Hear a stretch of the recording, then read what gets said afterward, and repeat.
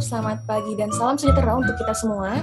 Kami ucapkan selamat datang dan selamat bergabung di acara webinar farmasi klinis, sosialisasi dan pengembangan pengetahuan tentang farmasi klinis. Yang kami hormati Koordinator Program Studi Farmasi Klinis Universitas Mula Warman, Bapak Apoteker Adam Muhammad Ramadan, MSc. Yang kami hormati Ibu Apoteker Nurul Anissa, M.Farm sebagai pemateri pertama. Yang kami hormati Ibu Apoteker Risna Agustina, S.Farm MSI sebagai pemateri kedua. Yang kami hormati Gubernur BEM Fakultas Farmasi Universitas Mula Warman, Kak Fauzan Afandi. Yang kami hormati Ketua Panitia Webinar Farmasi Klinis, Kak Adli Galih Ramadana, dan seluruh peserta webinar farmasi klinis yang kami banggakan. Puji dan syukur kita panjatkan kepada Tuhan Yang Maha Esa, karena atas berkat dan rahmat-Nya, kita masih bisa diberikan kesempatan untuk bersama-sama mengikuti webinar farmasi klinis pada hari ini, meskipun harus dilaksanakan secara online. Sebelumnya, perkenalkan saya Pratiwi Sundari, MC yang akan memandu jalannya webinar farmasi klinis pada hari ini. Sebelum memulai acara, izinkan saya untuk membacakan susunan acara pada hari ini. Adapun susunan acaranya meliputi yang pertama pembukaan, yang kedua pembacaan doa, yang ketiga sambutan-sambutan, sambutan ketua panitia, sambutan gubernur BEM Farmasi Universitas Mula Warman atau yang mewakili, sambutan koordinator program studi farmasi klinis. Yang keempat, penyampaian materi pertama oleh Ibu Apoteker Nurul Anissa, M.Farm. Yang kelima, sesi games. Yang keenam, penyampaian materi kedua oleh Ibu Apoteker Risna Agustina, MSI. Yang ketujuh, penutup. Memasuki acara pertama, yaitu pembukaan. Marilah kita buka acara pada hari ini dengan membaca basmalah. Bismillahirrahmanirrahim.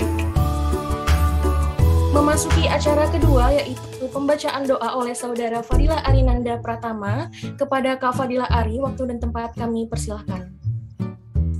Baik, terima kasih. Assalamualaikum warahmatullahi wabarakatuh. Marilah sejenak kita bersama-sama menundukkan kepala, bermunajat kepada Tuhan Yang Maha Esa, agar kegiatan kita hari ini diberkahi dan bisa berjalan dengan lancar.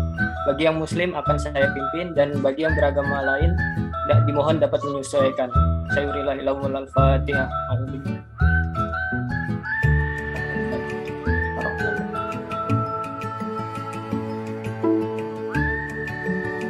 Allahumma inna nas'aluka salamatan fid din wa afiyatan fil jasad wa ziyadatan fil ilmi wa barakatan fil rizki wa taubatan qoblal maut wa rahmatan indal maut wa maghfiratan ba'dal maut.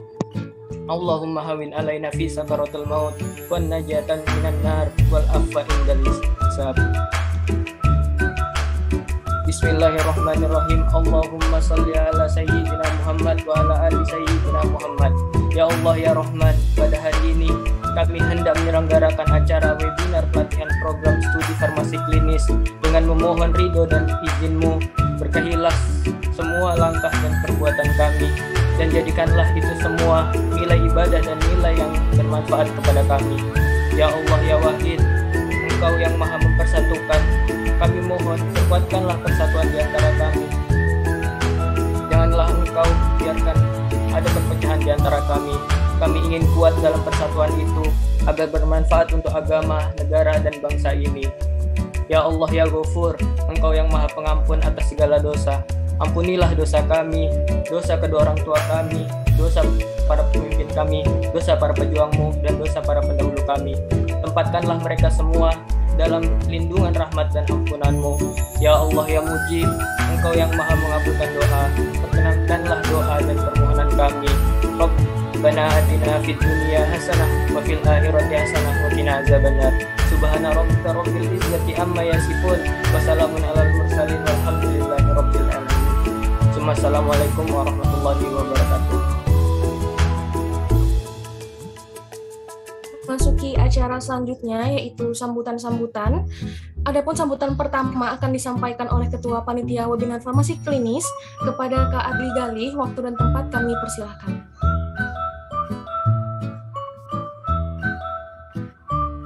Baik, terima kasih kepada Pratiwi Sundari yang berlaku sebagai MC hari ini. Assalamualaikum warahmatullahi wabarakatuh. Selamat pagi dan salam sejahtera bagi kita semua.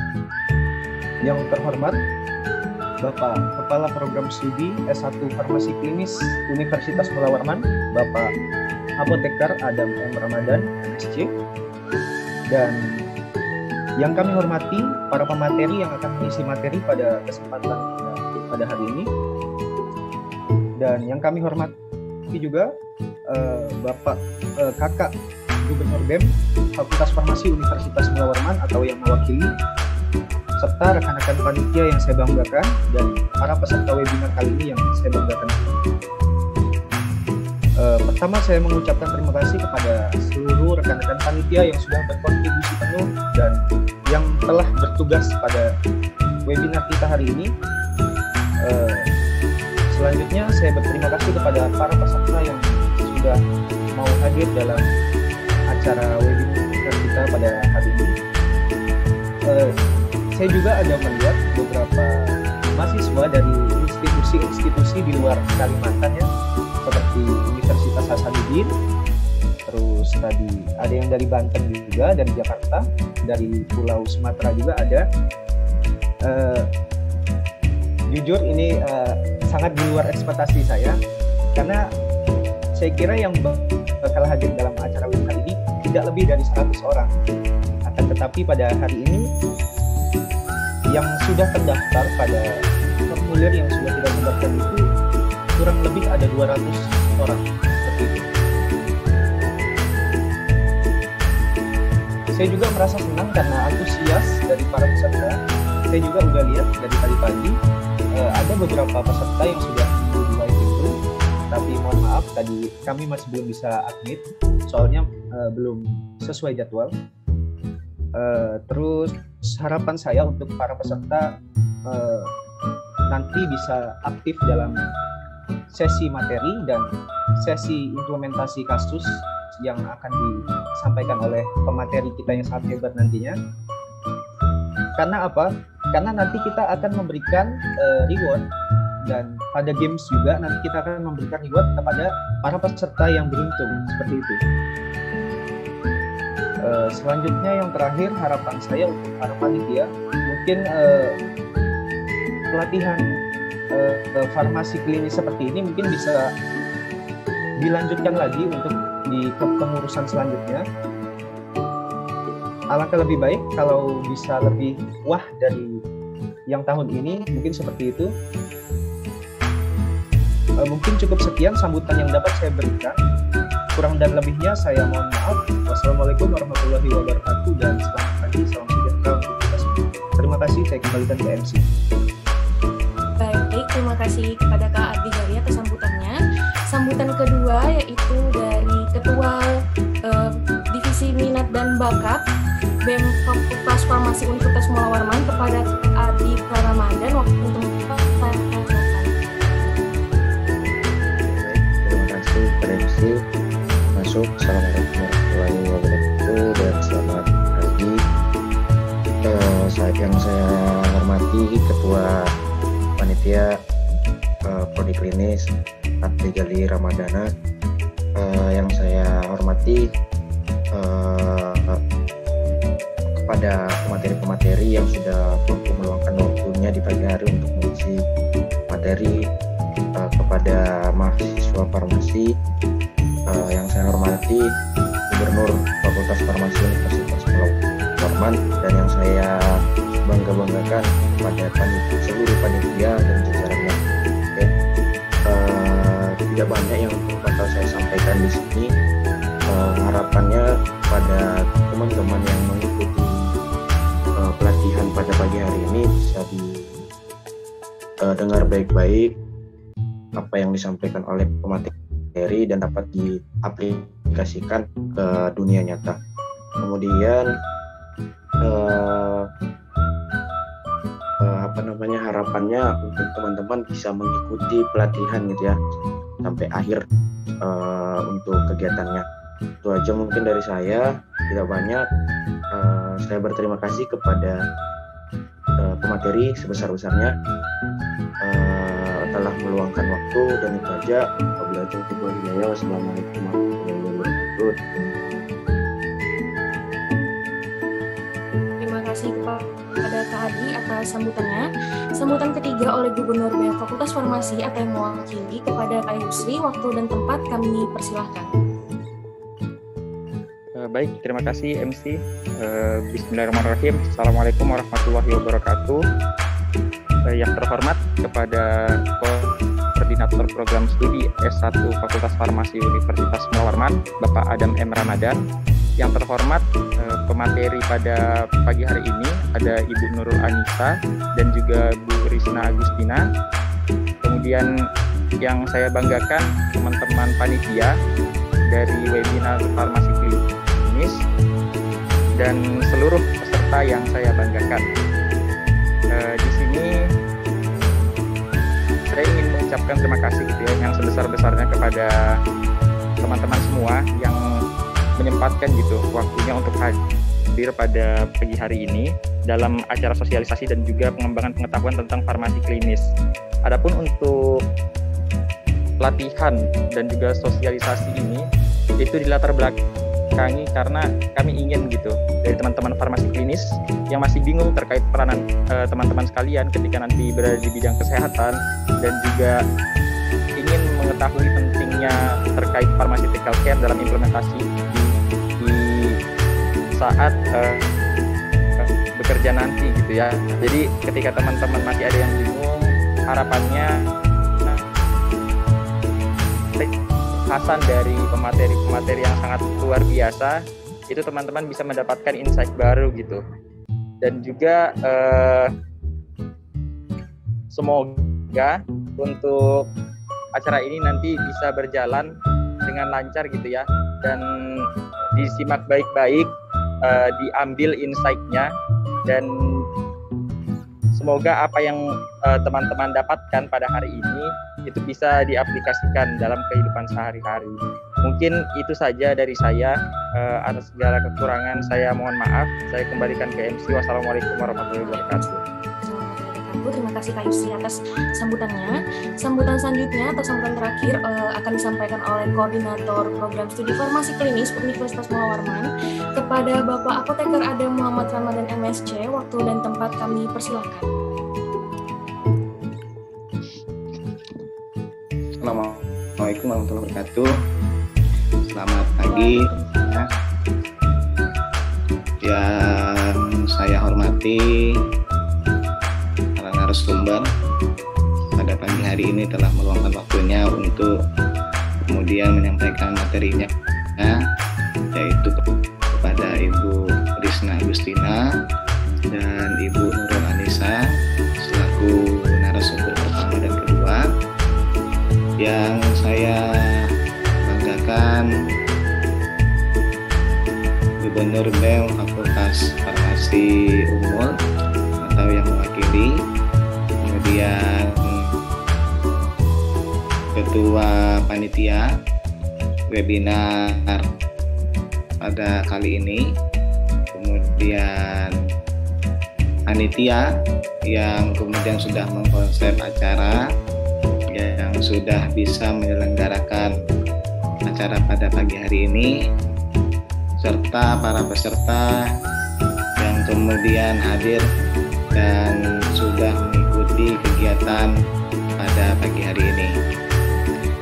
Pertama-tama dan yang paling utama adalah rasa syukur kita haturkan kepada Allah Subhanahu wa Ta'ala pada pagi hari ini di tengah-tengah kondisi pandemi, walaupun kegiatan ini dilaksanakan secara online, kemudian tidak mengurangi esensi pertemuan. Tentunya ini adalah sebuah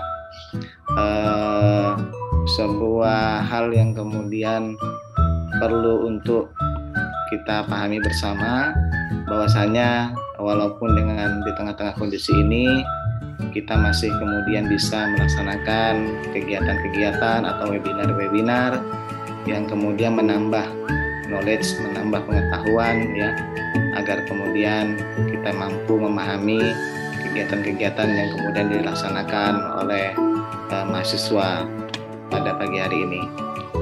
Tentunya kegiatan ini adalah kegiatan yang sangat bermanfaat ya. Karena kenapa? Karena kalau kita lihat ke belakang begitu, bahwasanya prodi S1 farmasi klinis ini tentunya masih belum banyak begitu, apalagi domainnya untuk wilayah Kalimantan. Kalau kemudian kita berbicara pada skup yang lebih luas ya, terutama di wilayah Indonesia, tentunya prodi program studi farmasi klinis ini masih sangat sedikit begitu. Dan tentunya ini adalah sebuah tantangan bagi kita bersama, bahwasanya bagaimana kemudian farmasi ini tidak hanya fokus kepada bahan baku saja gitu. Tidak hanya orientasinya kepada pasien saja gitu. Tapi kemudian farmasi itu sebenarnya sangat luas dari hulu ke hilir begitu. Sehingga ada peran-peran yang kemudian nantinya ditunjukkan di bagian-bagian tersebut. Nah, maka dari itu tentunya ketika kemudian kita berpikir lebih luas lagi, bahwasanya farmasi itu tidak hanya bisa dikerjakan oleh salah satu bidang saja gitu. Tapi kemudian farmasi itu harus dikerjakan secara bersama-sama. Artinya banyak spot-spot yang kemudian harus bisa dilakukan.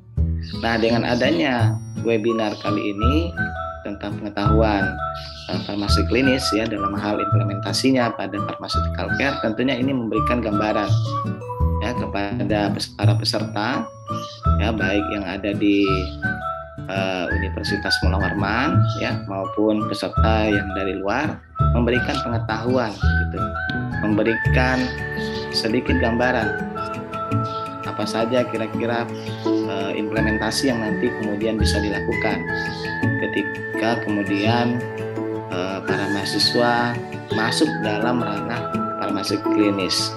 Nah, tentunya kalau kemudian kita lihat secara umum bahwasanya berbicara tentang farmasi klinis berarti komunitas pun menjadi bagian di dalamnya. Nah, kalau kita mengacu pada bagian itu, maka banyak hal yang kemudian bisa dilakukan, banyak hal yang kemudian bisa dikerjakan gitu.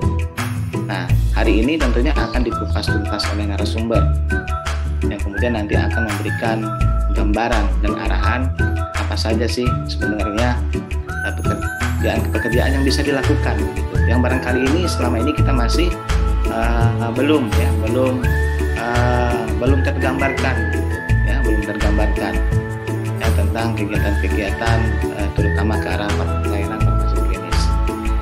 Nah, tentunya ini sangat baik ya webinar-webinar ini, dan kalau perlu memang kedepannya perlu ya dilakukan webinar-webinar ya yang kemudian bisa menambah pengetahuan lagi, update ilmu yang kemudian sudah banyak sudah banyak yang saat ini sudah banyak di-launchingkan ya, sehingga nanti ini menambah pengetahuan yang baru. Karena kalau tidak dengan webinar ya biasanya ilmu-ilmu yang baru itu hilang begitu saja ya. Kalau mahasiswa itu kalau disuruh membaca biasanya hanya lewat-lewat saja. Nah, dengan adanya webinar ini ya setidaknya sedikit ada dorongan ya untuk kemudian bisa mendapatkan informasi yang up to date begitu. Apalagi narasumbernya juga narasumbernya juga mempunyai kapabilitas, mempunyai kapasitas ke arah sana begitu. Nah, sekali lagi saya ucapkan selamat datang ya kepada para peserta yang dari luar ya, walaupun ucapan selamat datangnya melalui online ya. Mudah-mudahan kita doakan pandemi ini segera berakhir dan kemudian kita sudah bisa melaksanakan segala aktivitas kita secara offline begitu. Dan kita berharap ya mudah-mudahan ini kejadian atau kasus COVID terutama di Kalimantan maupun di Indonesia ini segera turun dan pembelajaran bisa dilaksanakan secara tatap muka begitu. Dan sekali lagi saya ucapkan selamat kepada panitia yang kemudian telah menggagas kegiatan ini dengan baik, dan kedepannya saya kira perlu ada lagi ya kegiatan-kegiatan webinar seperti ini. Saya kira itu dari saya. Terima kasih saya ucapkan sekali lagi. Saya akhiri. Assalamualaikum warahmatullahi wabarakatuh. Waalaikumsalam warahmatullahi wabarakatuh. Terima kasih banyak Pak Adam atas penyampaiannya. Memasuki acara selanjutnya yaitu penyampaian materi pertama oleh Ibu Apoteker Nurul Anissa M.Pharm.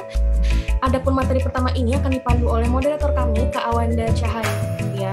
Kepada Kak Awanda, waktu dan tempat kami persilahkan. Baik, terima kasih kepada MC yang telah memberikan waktunya kepada saya. Sebelumnya perkenalkan, saya Awanda Cahaya Fajar, selaku moderator yang akan memandu jalannya sesi kali ini. Untuk penyampaian materi pertama akan disampaikan oleh Ibu APT Nurul Anissa S.Pharm M.Pharm. Sebelum saya membacakan CV pemateri, saya ingatkan untuk rules-nya. Pemateri, kami beri waktu untuk penyampaian materi selama 40 menit dan diskusi tanya-jawab selama 15 menit. Selama pemateri menyampaikan materi, tidak ada interupsi. Setelah pemateri menyampaikan materi, maka akan dibuka untuk sesi tanya-jawab. Bisa dengan meraise hand atau mengetik pertanyaannya melalui kolom komentar. Dan jika diminta open mic, maka peserta baru boleh open mic. Baiklah, langsung saja saya bacakan CV dari pemateri kita yang luar biasa pada pagi hari ini. Nama lengkap, APT Nurul Anissa S.Pharm M.Pharm, tempat dan tanggal lahir, Samarinda, 5 April 1987, nomor telepon 0852 5071 2471, nama institusi tempat kerja Fakultas Farmasi Universitas Mula Warman, riwayat pendidikan tinggi, jenjang SMA di SMA Negeri 1 Samarinda, bidang ilmu IPA, tahun lulus 2005, jenjang S1 Sekolah Tinggi Farmasi Bandung STFB, bidang ilmu farmasi, tahun lulus 2008, jenjang profesi di Universitas Pajajaran, bidang ilmu apoteker, tahun lulus 2011, jenjang S2 di Universitas Pajajaran, bidang ilmu farmasi klinik dan komunitas, tahun lulus 2014, jenjang S3 di Universitas Pajajaran, bidang ilmu biologi farmasi, tahun lulus 2019 sampai sekarang. Adapun untuk pelatihan dalam 1 tahun terakhir, yang pertama ada seminar international research dan internship collaboration with Malaysia University, penyelenggara OIA Unisma Malang pada tanggal 27 Mei 2020, workshop strategi penulisan proposal pengabdian masyarakat hibah Ristek BRIN, penyelenggara LPPM Universitas Pamulang pada tanggal 9 Mei 2020. Untuk pengalaman pengabdian masyarakat 3 tahun terakhir, pada tahun 2019, judul penyelenggara home visit pharmaceutical care pada pasien stroke di Kota Samarinda, Fakultas Farmasi Unmul. Pada tahun 2018, judul penyelenggara pelayanan farmasi klinik di RSSMC Kota Samarinda, Fakultas Farmasi Unmul. Pengalaman dan organisasi pengurus himpunan seminat farmasi edukasi IAI Kaltim 2017 sampai 2021 sebagai bendahara.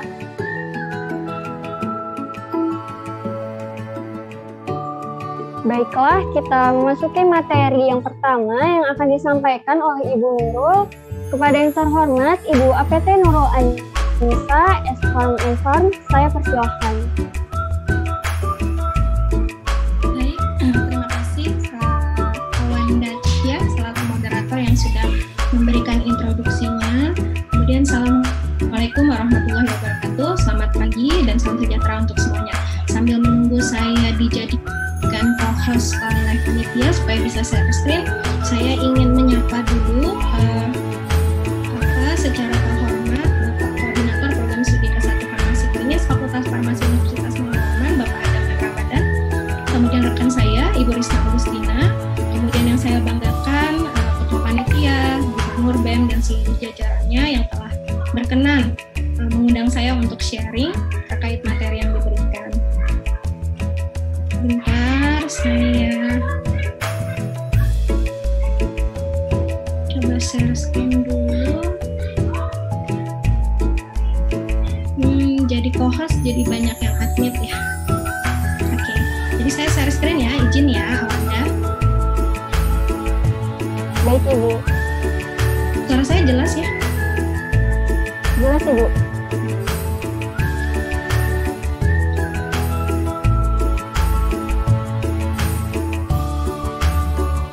Apakah slide-nya sudah terlihat? Awanda? Ibu, sudah terlihat. Oke. Saya juga ingin menyapa seluruh rekan-rekan mahasiswa yang ternyata tidak hanya dari Fakultas Farmasi Unmul. Selamat datang di webinar kali ini. Perkenalkan, saya Nurul Anissa. Tadi CV-nya sudah dibacakan panjang lebar oleh saudara moderator, saudara Awanda. Terima kasih. Jadi saya salah satu staf di Fakultas Farmasi sebagai pengajar. Kemudian saya diberikan kesempatan oleh panitia untuk sharing terkait penelitian dan peranan farmasi klinis.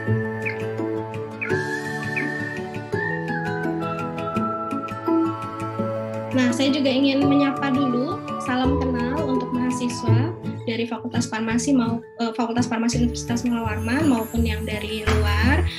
Kebetulan mungkin kita belum pernah bertemu langsung baik secara tatap muka ataupun secara daring di perkuliahan, karena saat ini sejak tahun 2019 saya sedang tidak aktif di kampus dan sedang menjadi mahasiswa sama seperti rekan-rekan sekalian. Makanya saya lebih senang menyebut sesi saya ini adalah sebagai sesi sharing seperti itu ya, karena kita sama-sama lagi belajar, sama-sama sedang menjadi mahasiswa. Nah, ini adalah konten yang di-request atau diarahkan oleh panitia. Yang pertama adalah saya akan banyak bercerita tentang penelitian dalam bidang farmasi klinis, dan yang kedua adalah peranan farmasi klinis di bidang kesehatan. Waktunya 40 menit, harapan saya sih 25 menit saya akan cerita tentang 25 menit saya akan cerita tentang penelitian, dan 15 menit sisanya akan bercerita tentang peranan. Oke, langsung saja masuk ke bagian pertama, yaitu penelitian dalam bidang farmasi klinis. Oke, berangkat dari definisi bahwa dimana kita ketahui bahwa penelitian itu adalah satu proses untuk mempelajari, mengkaji, dan mendalami sebuah fenomena. Karena biasanya atau sejatinya sebuah penelitian itu berangkat dari satu masalah yang ingin diangkat atau dikaji atau didalami atau dipelajari. Kemudian penelitian haruslah menggunakan metode yang terstruktur, empiris, dan bisa dipertanggungjawabkan. Artinya sebagai peneliti kita nggak boleh tuh ngarang-ngarang data, ngarang-ngarang metode, berapa aja jumlah sampelnya kita karang sendiri, itu nggak boleh. Jadi harus bisa dipertanggungjawabkan, dan kita harus punya integritas sebagai seorang peneliti. Untuk apa? Tujuannya yaitu untuk menemukan solusi atau informasi yang baru. Ini sharing dari saya, mungkin ini adalah proses riset secara teknis. Jadi yang pertama yang kita harus lakukan adalah menemukan masalah. Jadi pembahasan ini akan kita mulai dengan bagaimana menemukan masalah. Gimana sih kita mendapatkan topik penelitian atau masalah yang kemudian nanti kita akan angkat jadi satu penelitian. Mungkin kemarin waktu panitia atau Salwa menghubungi saya, jadi Salwa bercerita di sana bahwa teman-teman yang dari Prodi S1 Farmasi Klinis Unmul, di mana tadi Pak Adam juga sudah cerita bahwa S1 Farmasi Klinis ini merupakan program studi yang langka, yang nggak banyak ada di Indonesia, dan kemudian baru dimulai pada tahun 2019 yang artinya belum punya senior dalam penulisan tugas akhir atau skripsi, maka akhirnya ada satu rasa penasaran atau kebingungan. Gimana sih caranya kita mendapatkan topik penelitian? Gambarannya gimana sih? Mungkin kalau teman-teman yang saintek itu sudah punya banyak sekali gambaran yang bisa dilihat di perpustakaan. Tapi kalau teman-teman yang farmasi klinis mungkin masih kebingungan. Padahal di farmasi saintek juga banyak tuh mahasiswa-mahasiswa yang melakukan pelayanan pengobatan kepada pasien dengan cara praktek sebagai apoteker di klinik, juga sebagai tenaga pendidik. Nah, berarti ranah farmasi sebenarnya luas dalam bidang edukasi, dalam bidang pelayanan, maupun dalam bidang industri. Semuanya ada. Nah, untuk farmasis ataupun apoteker ya yang udah terregistrasi farmasinya bisa melakukan pelayanan obat. Berarti di mana? Di rumah sakit, di apotik, di puskesmas. Kegiatannya apa? Tentu saja tidak hanya melakukan kalau kita sebut itu pelayanan memberikan informasi obat, enggak. Tapi hal-hal yang berhubungan dengan ekonomi, berhubungan dengan menghitung kira-kira efektivitas dari pengobatan pasien. Dari sisi itu, kemudian untuk meningkatkan quality of life, kemudian melakukan telaah jurnal, kira-kira obat mana nih yang paling signifikan memberikan efek dan harga paling murah sehingga quality of life pasien itu bisa meningkat. Banyak hal yang mereka lakukan ya. Jadi kalau hal-hal dalam manajerial, mereka nggak boleh membiarkan ada stok obat kosong. Bayangkan kalau di rumah sakit itu kan intinya adalah perbekalan kefarmasiannya. Orang datang ke rumah sakit, ke dokter, intinya yang diinginkan adalah membawa pulang obat. Kalau misalnya ketika mereka sudah dapat diagnosis dari dokter, kemudian sudah ke apotik dan apotiknya bilang obatnya lagi kosong, wah itu sama saja. Yang pertama yang tercemar adalah nama rumah sakitnya, maka akan tidak baik. Ternyata ada proses manajemen yang kurang baik sehingga menyebabkan namanya menjadi atau reputasinya menjadi kurang bagus di masyarakat karena perbekalannya tadi. Karena intinya orang itu ingin mendapatkan sesuatu mumpuni, kalau udah didiagnosa berarti dia mau bawa pulang obat, istilah seperti itu. Jadi kegiatan manajerial itu juga penting. Nah selain itu semakin singkat waktu pasien mendapatkan rawat inap di rumah sakit itu semakin baik. Maka itulah yang dilakukan seorang apoteker untuk melakukan kegiatan fungsionalnya atau dalam bidang klinisnya. Jadi kalau selama ini bukan hanya kekurangan di rumah sakit itu bukan hanya kekurangan tenaga profesi apoteker ya, tapi juga kekurangan dana untuk memenuhi kebutuhan apoteker. Harusnya ada apoteker yang berdiri di balik layar dalam apotik di depo-depo, dan juga ada apoteker visit. Apoteker visit minimal dia harus S2 klinis dan juga memiliki profesi sebagai apoteker. Nah, di situ mereka akan melakukan visit bersama dengan dokter. Nah, jadi nanti dokter mendiskusikan kira-kira obat apa ini yang paling tepat yang diberikan untuk kondisi seperti ini. Nah, kemudian apoteker itu akan memberikan beberapa pilihan obat. Nah, nanti akan didiskusikan dengan dokter dengan melihat kondisinya. Misalnya ketika terjadi perdarahan, berarti ada terjadi perubahan pH di darah. Nah, nanti dokter yang dari beberapa pilihan yang diberikan oleh apoteker. Jadi apoteker itu hanya memberikan choice pilihan. Tetap yang memilih itu adalah dokter. Karena resep itu yang menulis dokter. Walaupun yang meraciknya apoteker, tapi tetap yang menulis adalah hak prerogatif dari dokter. Kemudian dalam hal produksi obat ada obat modern, obat alami. Obat modern ya udah kalian tahu ya, yang biasa kalian gunakan yang sintetis. Kalau obat alami ya misalnya bisa menggunakan TR, kemudian bisa menggunakan seduhan dari sintesia, jamu. Nah itu bisa diproduksi oleh industri farmasi, baik industri besar ataupun rumahan. Tapi kalau obat modern biasanya industri besar, obat alami seperti jamu, industri rumahan pun bisa. Nah, kemudian ada industri jamu, ada lembaga riset, kemudian ujung-ujungnya akan melakukan produksi obat atau penemuan obat baru. Jadi mereka melakukan riset untuk mendapatkan penemuan obat baru. Kenapa sih perkembangan penemuan obat itu terus dilakukan ya? Karena apa? Tubuh kita ini kan terus beregenerasi. Maksudnya terus saja ada penyesuaian. Bakteri itu terus saja, virus-virus itu terus saja bermutasi. Ya, kepintaran mereka dalam melakukan penyesuaian terhadap obat-obat yang masuk ke dalam tubuh itu sangat hebat. Sehingga bisa saja obat yang sekarang efektif dengan kita ke depannya tidak lagi menjadi efektif. Contoh saja COVID ya. Udah yang mengikuti mungkin perkembangan pengobatan COVID itu paradigmanya luar biasa. Dari obat A pindah ke obat B, pindah lagi ke obat C.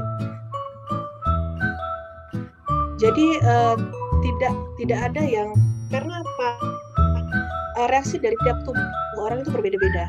Dan sampai sekarang pun Jepang tidak menerima istilahnya mereka vaksin ya. Karena memang ada beberapa obat untuk genetik orang Jepang itu nggak bagus buat mereka.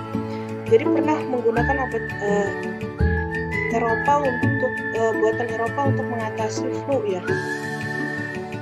Saya lupa nama mereknya apa. Nah, ketika obat itu diminum oleh penduduk di sana, karena ada perbedaan genetiknya itu, mereka berhalusinasi dan melakukan harakiri. Nah, karena itu pemerintahan Jepang tidak sembarangan dalam melakukan atau menerima saran terapi pengobatan, termasuk vaksinasi. Jadi pas vaksinasi, ada vaksin yang masuk, kemudian udah diorder sama Jepang gitu. Sebelum digunakan kepada masyarakatnya, mereka cek kandungan di dalamnya. Mereka screening, kira-kira ada yang berbahaya gitu. Nah, karena itu mereka sangat berhati-hati sekali terhadap produk farmasi ataupun terapi-terapi yang sifatnya untuk memproteksi. Jadi nggak semudah itu mereka menggunakan, nggak semudah itu percaya, karena mereka memang memiliki perbedaan genetik istilahnya. Nah, tujuannya farmasi klinik bertujuan untuk memaksimalkan efek terapeutik, meminimalkan risiko dan meminimalkan biaya serta menghormati pilihan pasien. Jadi yang kita harapkan pasien itu sakit keluar dalam keadaan sembuh, tidak bangkrut.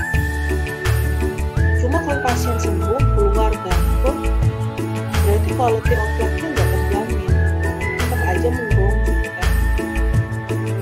Orang kalau sakit duitnya masih banyak, masih bisa aktifan, jalan-jalan ke sana kemari, masih bisa ketawa, itu kan quality of life-nya masih bagus ya. Tapi percuma kalau orang sehat tapi dia stres gitu dalam menjalankan kehidupan, istilahnya seperti itu. Jadi seorang farmasis itu memikirkan dari hulu hilir istilahnya. Kemudian apa sih farmasi klinik itu? Jadi semua kegiatan pelayanan kefarmasian yang dilakukan oleh seorang farmasis di rumah sakit, apotek, ataupun yang ke rumah gitu ya, yang home care tadi, klinik dan semua pusat pelayanan kesehatan yang berorientasi kepada pasien. Nah, kalau zaman dulu itu drug oriented istilahnya, kita jualan obat dapat untung, ya udah begitu aja pikiran seorang farmasi. Tapi sekarang nggak boleh, harus dituntut bagaimana pasien itu menjadi fokus utamanya. Quality of life-nya bagus, keuangannya tetap baik, pilihannya apa kira-kira yang sesuai dengan yang mereka inginkan. Jadi kita tidak boleh melakukan pemaksaan, istilahnya seperti itu. Nah, menurut Clinical Research and Audit Group, definisinya adalah suatu disiplin ilmu yang berkaitan dengan penerapan. Jadi berkaitan dengan penerapan keahlian farmasi untuk membantu memaksimalkan kemanjuran dari efektivitas dari si obat dan meminimalkan toksisitas obat pada pasien atau pada suatu individu. Nah, itulah. Kemudian menurut Hepler dan Strand, pharmaceutical care itu adalah suatu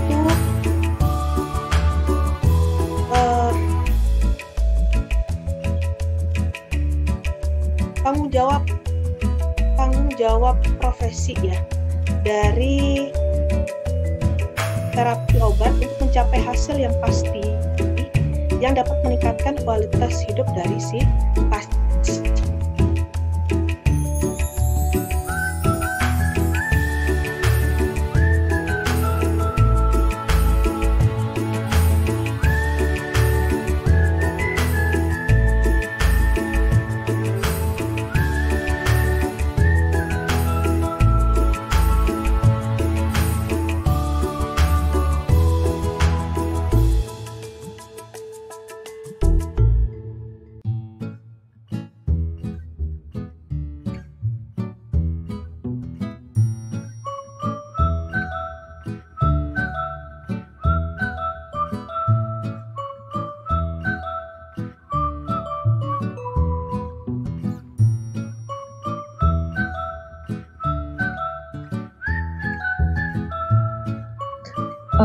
Mungkin seperti tadi ibunya terkeluar karena kendala jaringan, jadi mohon maaf sekali untuk teman-teman peserta, dimohon ditunggu ya. Oh iya, sudah deh. Silakan. Ya, naik turun ya.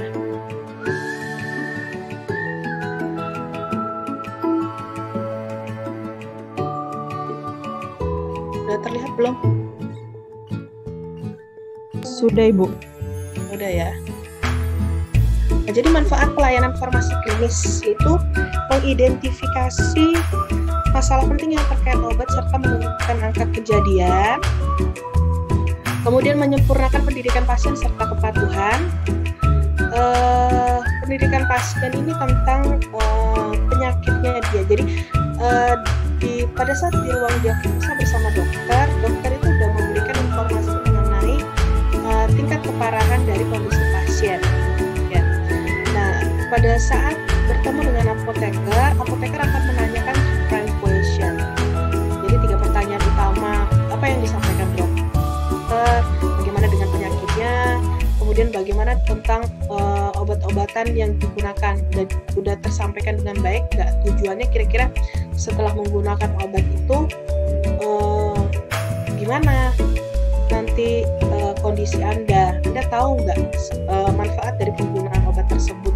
Istilahnya ingin diklarifikasi. Karena apa? Seorang farmasis, jadi dari organisasi kefarmasian itu berpikir bahwa ketika seseorang itu mengetahui tingkat keparahan dari penyakitnya dan juga mengetahui efektivitas obat yang diharapkan, dan akan ada kejadian apa ketika mereka lupa ataupun tidak patuh dalam penggunaan obat, itu akan meningkatkan kepatuhan mereka dalam penggunaan obat. Nah, ketika penggunaan obat mereka udah patuh, ya, diharapkan itu efektivitasnya itu memang tercapai sesuai dengan perkiraan yang diperkirakan 3 hari sembuh nih. Nah, ketika mereka rutin menggunakannya dengan baik, jamnya teratur sesuai dengan jam, maka diharapkan memang kondisi atau pulihnya seseorang itu menjadi lebih cepat.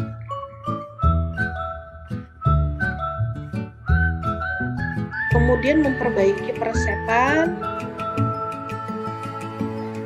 Jadi memperbaiki peresepan di sini biasanya kita melihat ketika terjadi polifarmasi. Polifarmasi itu banyak sekali yang diresepkan oleh dokter. Kemudian terkadang juga terlupanya di resep itu menulis bentuk sediaan. Ya. Nah, jadi nanti kita klarifikasi tuh ke dokternya. Nah, karena apa? Dokter kan juga manusia ya. Banyak sekali pasien yang masuk, sehingga terkadang terlupa. Entah terlupa atau teringat masih yang tadi yang baru masuk, sehingga tertulis. Jadi kita klarifikasi biasanya kembali lagi ke dokter. Kemudian menyempurnakan hasil klinis dan efektivitas klinis. Oke. Meningkatkan efektivitas biaya dan mempersingkat masa tinggal di rumah sakit, ini udah jelas sekali tadi ya. Dan apoteker mendukung dan mendidik anggota tim kesehatan. Biasanya yang dididik di sini adalah perawat, karena perawat itu yang membantu kurangnya tenaga profesi seperti dokter ataupun apoteker ketika berada di rumah sakit. Jadi kan perawat itu nanti yang keliling tuh yang lebih sering melakukan visit pribadi ya, melihat keadaan pasien. Kemudian nanti kan biasanya mereka melaporkan kepada dokter ya, dok, bla bla bla. Nah, sebaiknya diapain dok? Oh, kata dokter, coba kamu kasih tindakan. Nah, tindakan. Kadang ada satu tindakan atau pemberian obat yang harus diedukasi kembali oleh si apoteker kepada anggota tim kesehatan yang perawat tadi. Kemudian apalagi biasanya mendidik anggota tim kesehatan ketika ada obat baru. Jadi nggak semua obat itu punya mekanisme yang sama ketika minum obat. Ada yang misalnya obat itu yang ketika diminum harus dalam keadaan berdiri dan tidak boleh duduk. Kemudian harus diminum selama 30 menit dijeda dengan obat yang lain, dan itu pada saat menjedanya harus dalam keadaan duduk gitu, karena bisa menimbulkan satu efek yang tidak diinginkan. Nah itu kan banyak sekali bermacam beberapa jenis sediaan itu penggunaannya khusus. Nah ini ketika apoteker mengetahui dan itu digunakan di rumah sakit tersebut baru, maka akan ada edukasi dari apoteker kepada tim kesehatan yang lain. Nah, partisipasi dalam audit klinis dan juga penelitian. Nah, sebenarnya 3 tahap proses persepan, yaitu sebelum resep ditulis. Jadi kan kalau di rumah sakit itu ada namanya formularium. Formularium itu obat-obatan yang digunakan oleh rumah sakit yang disusun berdasarkan keputusan pertimbangan tim tim KFT, Komisi Terapi dan Farmasi. Ya, Komite Farmasi dan Terapi. Biasanya dipimpin oleh seorang dokter, anggotanya ada apoteker. Ada apoteker di situ. Jadi nanti dokter itu akan melakukan, istilahnya mereka membuat satu guideline, panduan terapi. Ketika terjadi A, kira-kira obatnya apa aja, 3 obat misalnya digunakan. Nah nanti dari semua obat itu, ketika memang dianalisis tidak sesuai atau melampaui dari budget atau anggaran rumah sakit, maka akan ditetapkan kira-kira obat mana yang lebih efektif dan memang bisa digunakan untuk semuanya, istilahnya seperti itu. Nah nanti diseleksi, setelah dilakukan seleksi terbentuklah satu formularium. Jadi nanti dokter-dokter itu melakukan peresepan ya sesuai yang ada di formulariumnya itu. Nah, sehingga tidak dijamin bahwa tidak akan terjadi kekosongan karena udah ada panduan nih, obat ini ketika terjadi ini obatnya ini. Jadi apoteker yang bertanggung jawab dalam hal manajerial tahu obat apa saja yang mereka harus order dan tidak boleh kosong seperti itu. Kemudian ada kebijakan persepan, pedoman pengobatan, buletin informasi obat, evaluasi obat. Kemudian selama resep ditulis, mempengaruhi atau memberikan masukan pengetahuan, sikap dan prioritas dalam menulis resep. Nah, contohnya menjadi anggota tim multidisiplin, contoh di dalam tim nutrisi parenteral, tim kemoterapi sitotoksik, dan tim pemantauan terapi obat. Biasanya yang kemoterapi sitotoksik itu nanti menghitung dosis, kemudian apotekernya kemudian membuat obat dan sediaannya untuk diberikan kepada pasien. Apalagi kalau menjadi tim pemantauan terapi obat, itu adalah satu tim besar yang harus rapat biasanya dengan beberapa dokter spesialis dan beberapa apoteker senior ya yang lebih paham. Junior biasanya ikut untuk mendapatkan pembelajaran. Nah, sesudah resep ditulis, apoteker melibatkan diri dalam mengkoreksi atau menyempurnakan kualitas persepan setelah resep dituliskan sebagai bagian proses penata laksanaan obat secara rutin. Apoteker dapat mengambil peran bermakna dalam audit medis dan juga klinis. Bagaimana sih pengobatan yang rasional? Tentu saja dia harus efektif, aman, tersedia, biayanya terjangkau. Itu yang paling penting. Percuma dia efektif, aman, tersedia tapi tidak terjangkau. Percuma dia efektif, aman, biayanya terjangkau tapi tidak tersedia, ya kan? Nah, jadi kesemuanya ini wajib dan harus ada. Nah, ujung-ujungnya apa? Kita menghormati pilihan pasien. Jadi terkadang kan pasien itu, jadi kalau etika yang dilakukan pelayanan itu, jadi pada sebuah resep, ibu biayanya semuanya ini apa obatnya mau diambil semua. Nah, yang separuh aja. Oke, kalau misalnya ada antibiotik berarti Ibu ini antibiotiknya harus diambil semua ya. Nanti yang digunakan hanya bila perlu, yang nanti akan dikurangi jumlahnya menjadi separuh saja seperti itu. Jadi tetap pilihan pasien itu yang diperhatikan. Nah, clinical pharmacy.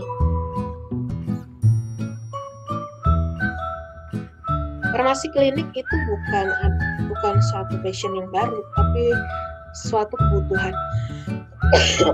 Nah, perkembangan ilmu kedokteran, farmakologi dan teknologi yang pesat menyebabkan dokter memerlukan bantuan dan masukan dari apoteker, karena memang obat itu seiring berjalannya waktu ya banyak sekali mengalami perubahan atau banyak sekali obat-obat baru yang berkembang. Apoteker yang overtrain dan underutilize ilmu pengetahuan mereka tidak digunakan secara optimal. Nah, selama ini mereka cenderung terjebak pada peran logistik, perencanaan, pengadaan, penyimpanan, dan pendistribusian. Nah, kenapa dia training yang mereka lakukan itu hanyalah untuk memenuhi istilahnya kebutuhan SKP ya. Sama dengan dokter kan harus mengikuti pelatihan kan biar surat izin praktik dokternya keluar. Nah, sama juga sama surat izin praktik apoteker. Nah, itu juga mereka harus memenuhi SKP dari pelatihan. Tapi kalau misalnya nggak pernah digunakan, hanya terjebak dalam hal perencanaan, pengadaan, penyimpanan, dan pendistribusian yang nggak optimal istilahnya pengetahuan yang mereka dapatkan. Nah, globalisasi dan pendirian rumah sakit asing serta penempatan pekerja asing akan merugikan rumah sakit Indonesia dan pengeluaran negara. Karena apa? Kalau ada rumah sakit asing, tentu saja keuntungan akan dikelola oleh pihak asing. Penempatan pekerja asing biasanya pembayarannya akan lebih mahal. Ya. Kemudian penyerapan tenaga kerjanya, kalau udah dari asing otomatis yang dari kita nggak terserap sempurna ya. Jadi itu yang harus kita pertahankan. Nah, dasar hukum awal di farmasi klinis itu ada nomor 436 dari SK Menkes ya tahun 1993. Nah, farmasi klinis itu melakukan konseling, kemudian monitoring efek samping dari obat, pencampuran obat suntik secara aseptis, menganalisis efektivitas biaya, penentuan kadar obat dalam darah. Jadi beberapa obat dengan indeks terapi sempit harus dipantau kadar obatnya dalam darah. Yang wajib punya biasanya nih rumah sakit khusus atau rumah sakit jiwa. Nah, itu kan penggunaannya banyak sekali yang terapi sempit ya, sehingga harus benar-benar pantau kadar obat dalam darahnya. Kemudian penanganan obat sitostatika, penyiapan total parenteral nutrition, dan pemantauan terapi obat, serta juga pengkajian penggunaan obat. Jadi obat yang resep yang sudah berjalan itu akan dilakukan pengkajian, istilahnya seperti itu. Kira-kira kenapa kok nggak efektif ya? Kenapa kok gejalanya masih ada ya? Kira-kira kesalahannya itu. Pharmaceutical care, seorang farmasis yang melaksanakan pharmaceutical care ini akan nanti hasilnya mendapatkan di drug related problems. Nah, dari drug related problems inilah yang harus diatasi oleh seorang farmasis. Nah, drug related problems itu apa aja sih? Ada indikasi yang tidak diterapi, ada obat tanpa indikasi, pemilihan obat yang tidak tepat, dosis berlebih, dosisnya subterapeutik, kemudian adanya terjadi reaksi efek samping, interaksi obat udah jelas ya, kemudian gagal menerima obat, kemudian gagal menerima obat itu termasuk salah satu adalah tindakan juga yang ketidakpatuhan pasien dalam menggunakan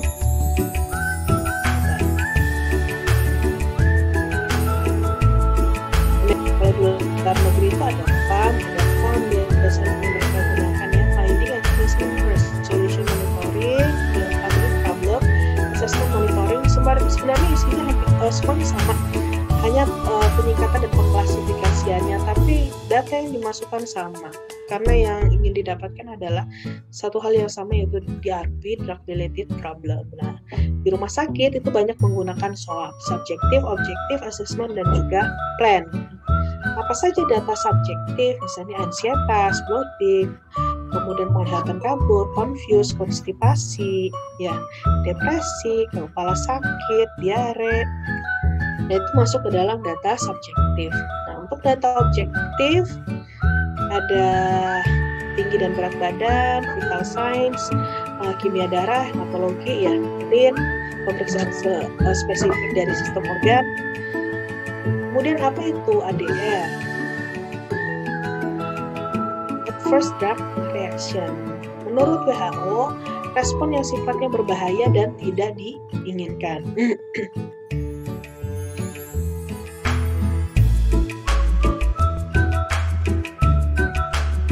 Pokoknya itu adalah reaksi obat itu berbahaya pada penggunaan dosis yang lazim, ya. Kemudian sehingga ada kriteria eksekusi yang tidak termasuk dalam ADR. Yang tidak termasuk dalam ADR adalah obat dengan dosis yang berlebih, kemudian penyalahgunaan obat, jadi udah tahu itu memiliki efek samping A gitu, tetap digunakan karena ingin dapat efek sampingnya, itu adalah termasuk penyalahgunaan obat, itu tidak termasuk ADR karena dilakukan secara sengaja, ketidakpatuhan pasien, medication error. Nah, untuk klasifikasinya, menurut Rowling dan Thompson itu terbagi menjadi dua, tipe A dan tipe B.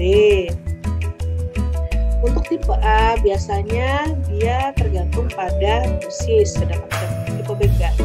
Kemudian tipe A itu bergantung pada frekuensi pemberian. Tipe B agak jarang. Untuk mortality-nya tipe A-nya low, sementara yang B itu lebih high. Morbiditasnya itu lebih high yang tipe A daripada tipe B. Kemudian treatment-nya ketika terjadi yang tipe A itu obat dihentikan atau melakukan pengurangan dosis secara sedikit demi sedikit. Sementara yang tipe B itu langsung harus di stop penggunaan obatnya. Nah, contoh reaksi tipe A, ada golongan NSAID karena bisa membuat iritasi lambung, digoxin, inotropi positif, diuretik dehidrasi, glibenclamid menyebabkan hipoglikemik. Kemudian untuk yang tipe B, ada shock anafilaksis, ya. Ada beberapa, contohnya penicillin, streptomycin, kemudian untuk yang Stevens-Johnson syndrome ada phenobarbital, carbamazepine, sulfonamid, ya. Kemudian ada beberapa faktor resiko orang-orang yang terkena ADR.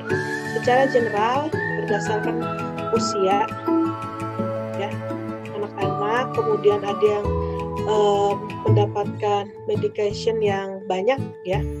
Kemudian komorbidnya banyak kondisinya. Kemudian disfungsi dari organnya, kemudian memang memiliki riwayat ADR, kemudian mengalami extended dose dan juga durasi dari penggunaan. Nah, kemudian dilaporkan secara signifikan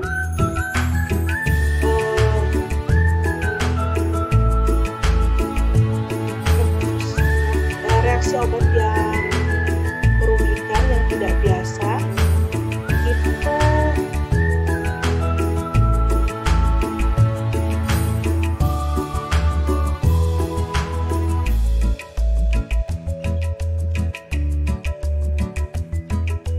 semua reaksi obat yang merugikan, yang signifikan atau tidak biasa, serta kejadian yang tidak terduga, ya, yang tidak terduga terkait penggunaan obat. Nah, jadi dilakukan bahwa ADR itu semua kejadian yang seperti itu. Oke, sampai di sini.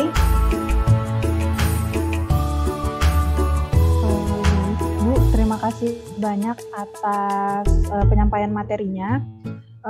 Baiklah, kita akan masuk ke sesi selanjutnya. Sesi selanjutnya ini sesi tanya jawab. Jadi untuk teman-teman sekalian yang berada di room, teman-teman peserta, silahkan untuk raise hand ataupun menyampaikan pertanyaannya di kolom chat. Akan saya buka untuk 3 orang penanya pertama. Silahkan. Baik, untuk saudari Rika Nurlaili, saya persilahkan untuk open mic.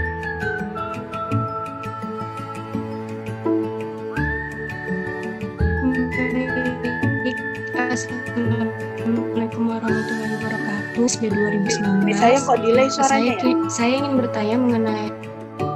Oh iya, silahkan Kak Rika. Coba tes mic Kak.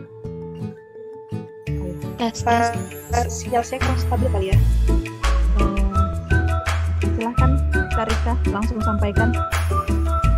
Baik, saya ingin bertanya Bu mengenai konseling obat apabila sudah di lapangan kerja nanti. Bagaimana peran kita sebagai farmasi klinis untuk melakukan konseling obat agar mencapai penggunaan obat secara rasional seperti itu. Terima kasih.